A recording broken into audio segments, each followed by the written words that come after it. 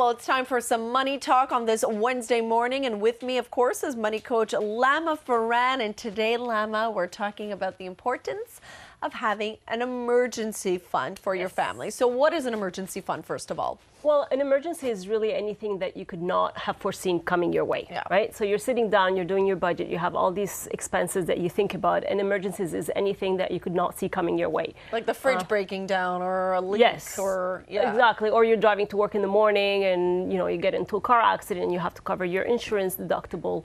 Or it could be you're sitting in your living room and the roof starts leaking on top of your head.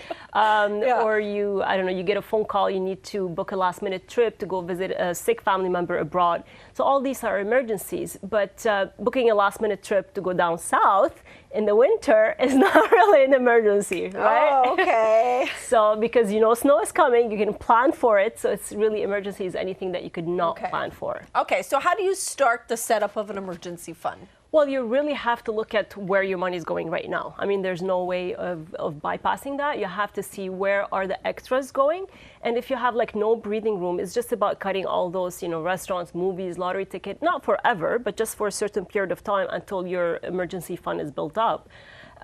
It could be also that you have to work overtime, maybe for a certain period of time, or have a second part-time job. So you have to be a bit creative, and you have to start doing things differently than you currently are. This is a must. It's something that you shouldn't. Money does not appear, right? Yeah. So we have to find the money to put into that emergency fund. Okay, so how much money are you actually putting into the emergency fund? Yeah, well, see, there's two answers to that question. The theoretical one is that you have to have 3 to 6 months of basic living expenses. So basic living expenses is your mortgage, your car, your groceries, all the necessities.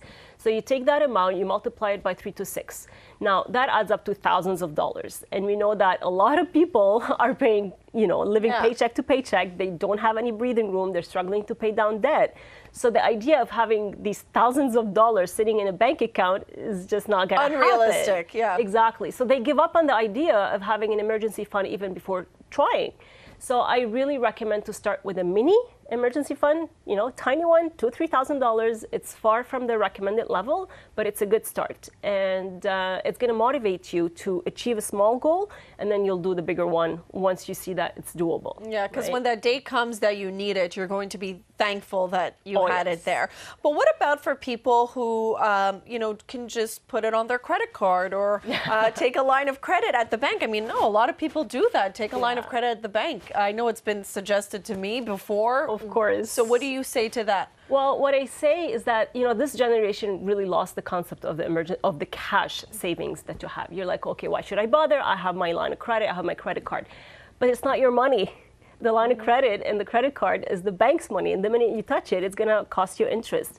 So you're going to feel way better if something comes up and you can cover it with your own cash savings and you're not adding to your debt or you're not relying on your debt. So it's really, you can think of your emergency fund as like an insurance policy, right? You're paying yourself premiums over time, and it's there for the day you need it. Yeah. So good advice. Thank you so much, Lama. Always a pleasure. We'll see you soon.